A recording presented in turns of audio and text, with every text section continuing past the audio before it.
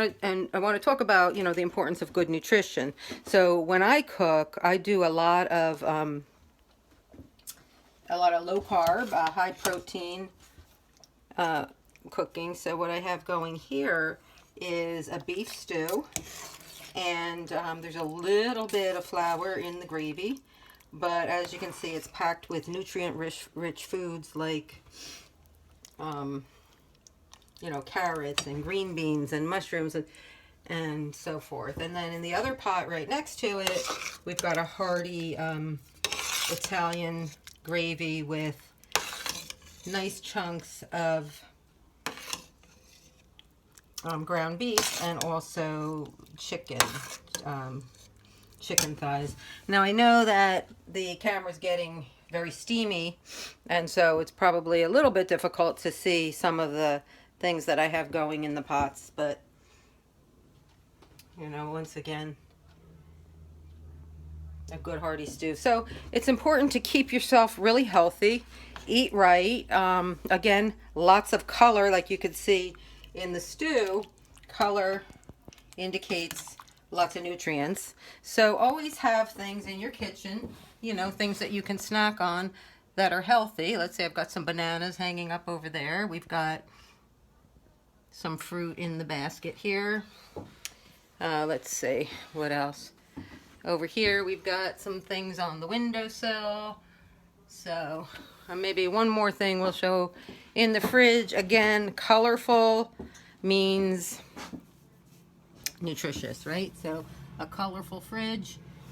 So again, it's important as you're going through any kind of a crisis, but we all know that this is one of the most taxing ones of all, because it involves your children, our children, and like I've said in some of the other videos, we are powerless in many ways.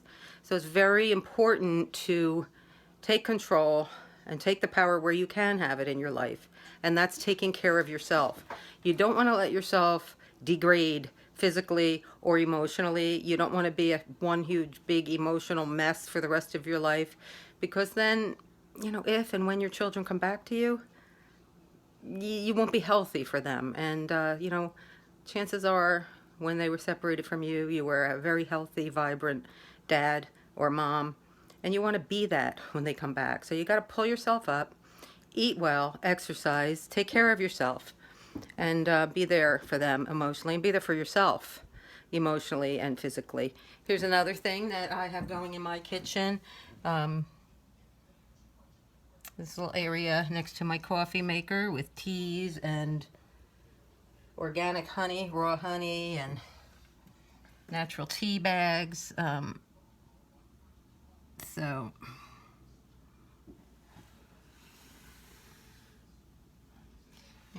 all of these things are important. But the great thing about tea is that it keeps you hydrated. Hydration is very important, again, as you're going through a stressful ordeal.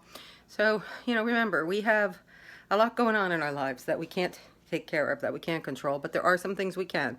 So eat right, take care of your body, exercise, and we can help you gain the other coping skills that you need to get through this horrible nightmare. As I've said in other videos, sometimes those coping skills might include, for me, it includes art. I do a lot of painting. It's part of my business is art. I have an art-related business. So I do a lot of art making.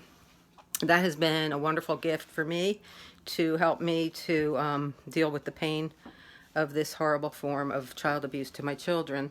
And then there's something else. Prayer and faith. Those are very important keys. Now we may not all believe in the same God or the same religion, but prayer and faith, and that recognition of a higher power who has a good plan for us and who hears us when we pray. That's real important to recognize that in your life too. So sometimes it's faith, sometimes it's art, sometimes it's creativity, music. There are some people who are really blessed with the gift of music, and they can sit at the guitar or piano and play a beautiful melody right from their heart, and that's another wonderful gift to help you deal with this pain. So we've got to learn to use what we've got. We've got to be able to cope, and we have to remain strong and healthy. And, you know, might even be a little bit harder for us than others because the pain is so great.